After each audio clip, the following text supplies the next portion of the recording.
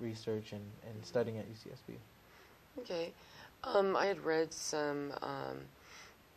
some information regarding how Native students are not necessarily linear. They don't learn in a linear fashion, more of a holistic kind of approach. And what have you observed with that? Yeah, that can be that could be a factor why some students leave the university setting. Classes at UCSB, some of them are in a big hall with 400 other students, reading a PowerPoint about course material, and everyone learns differently, I think, and in the case of Native students, you might want the group setting. So I think, yeah, definitely working in smaller groups, reaching out to the programs like EOP and my program ACE, where we can provide that kind of arena and hopefully establish some connections with professors. I think it's the next step. I don't think it's really taking place right now.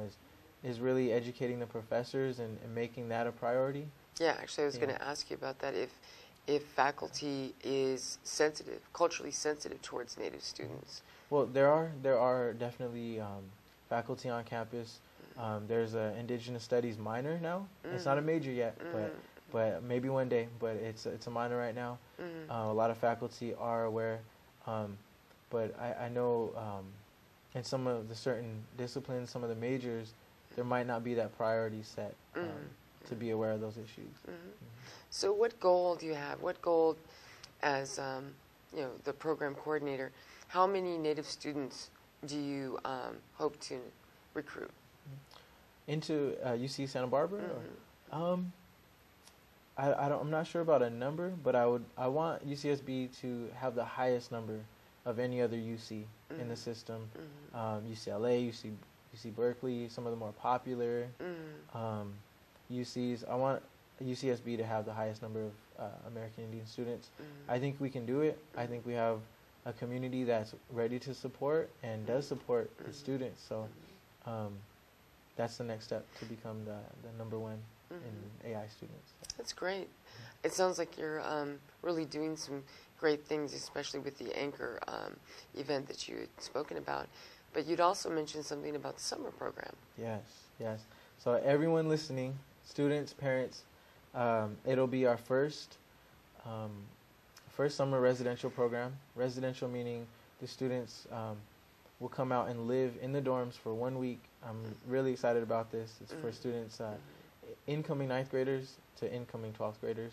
So high school program centered around the sciences, and especially the marine sciences. So the goal is to really get students to see the sciences differently. Usually it's been dominated by white males, and it's really changing, especially at UCSB. Efforts are taking place right now to kind of change that. So please apply. For applications will be coming out soon.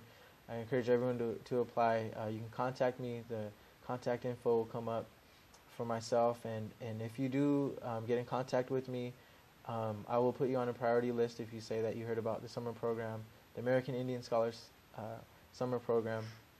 I'll put you on a priority list so that we can get that going. We only have 20 spots available, so I definitely want to get that number soon. Okay. I think we can. Yeah, I think that's great. So you have a summer program, and then you have the Anchor events, and you said is that a monthly? It's monthly. We try to do monthly. Certain months are busier than others. Like December didn't really work out with the holidays, and then at the end of November it was the Thanksgiving holiday and all the holidays. But we had one in October, and the next one, it should be really fun. February event, the solar power car workshop. How big are the cars? They're about as big as a sheet of paper. You can't drive them. You can't sit in them. But yeah, they have a solar power. They have a solar panel on them, and if they're put in the sun, they'll start going. So yeah. So there's a push for science for Native students to go into or look at it in a science major or field of interest. Can you tell me a little bit about why that is? Why is there a focus on the science? Well, I think nationwide, the sciences and the STEM stands for science, technology, engineering, math. The STEM fields are really popular because that's kind of the next step. That's kind of those are the careers of the future. They're high paying, and for Native students, I'm excited because it's only natural. Indigenous peoples were always studying the sciences. They knew the sciences. They knew the medicines. They observed the stars. To this day, people are still doing that. So it's really exciting to see that push. Yeah. So, if a Native student wanted to talk to you about going to UCSB, how would they go about doing that? What do they need to do if they wanted to get involved in this program? In this program, just give me a call. It's 805-893-5305. I'm sure it's going to come up on the screen. Give me a call. We'll like to meet with you and your families, and the program is free. You'll never have to pay for this program. It's the benefits are great. The benefits are tremendous. And all I want to see is an interest or a curiosity about, what is college all about? Can I go? And more often than not, the answer is yes. It's really sad to see a student who's in 11th grade who finally is turning their grades around, but didn't know about the requirements early on. So we want to catch students early so that they know the requirements, so that they're able to make it successfully. What is the so let's say you had a 9th grader, because I heard you mention that you work with junior high on up, right? So if you're working with a Native student, let's say 9th grade, in working with you, does that higher the chances of them getting enrolled at UCSB? Definitely. There are other programs like Upward Bound. CalSoap used to do similar work, but this is a program where you can focus on culture and academic preparation and still have the mentorship piece. And we will make sure, we will keep the parents informed about deadlines, on application deadlines, about financial aid.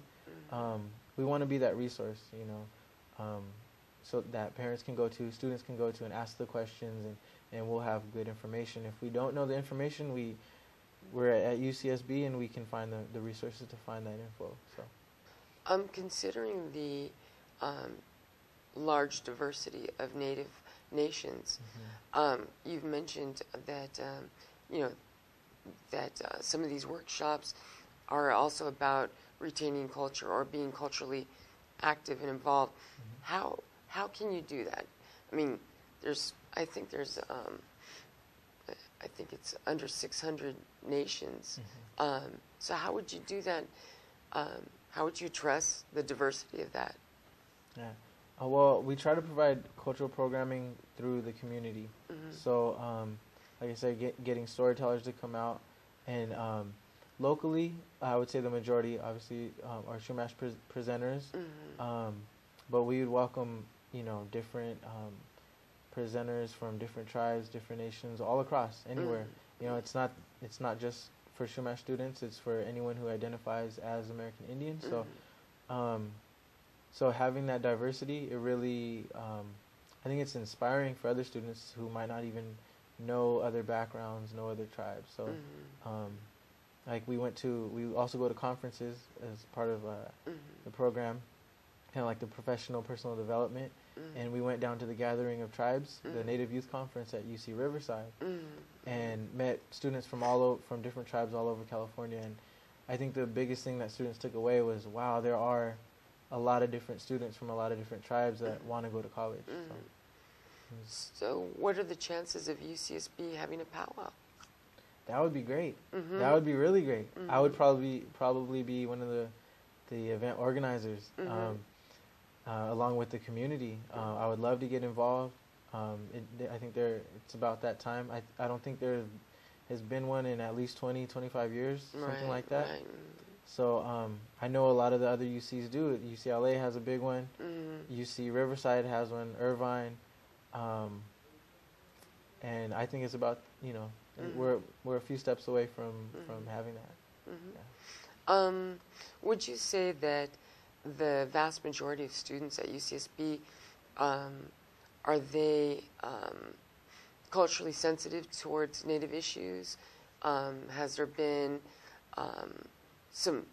support from other students regarding this program? UC-wide and also in the Cal States, I think there exists a lot of ignorance still, definitely.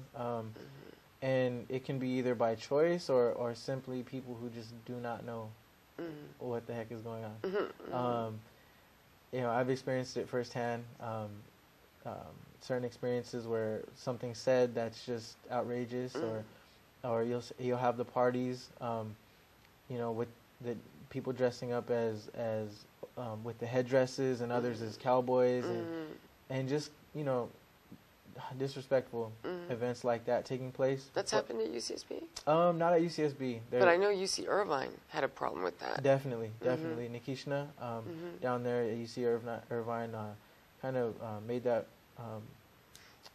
aware. Made people aware of it, Yes. and the student. I think the student newspaper had something to do with it too. But not. I can't recall anything like that happening at UC Santa Barbara. However, there are students who are sensitive to those issues. It's just that the communities or the population at UCSB is still pretty small. So the word hasn't got out that much about those issues. But yeah, definitely still some ignorance in that. Does UCSB have like a no tolerance standard or regulations or? I would like to say that it's more kind of neutral. I know if something extreme like that did happen, I know the appropriate action. I trust the chancellor and the certain officials, authority figures to make the right decisions. Right.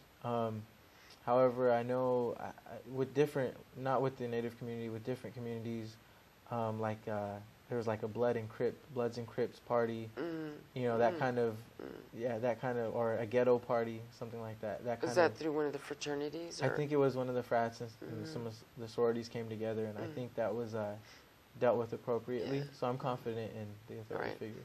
Because I know Chancellor Yang has always been very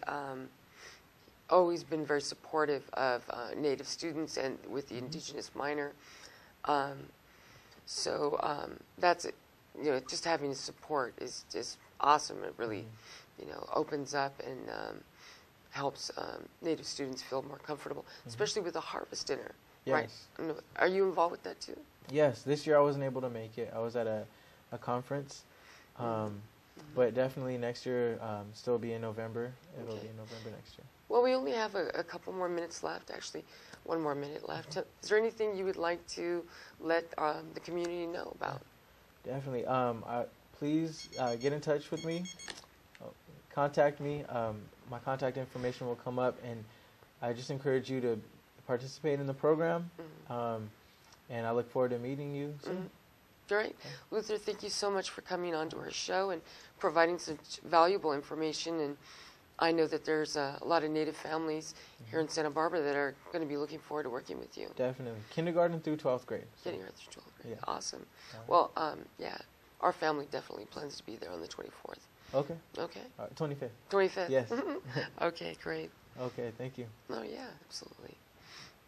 And for more information, I'm sure that people can find you at UCSB, going through the website, and also through ASA. Yes, definitely. Email luther.richmond@oep.ucsb.edu.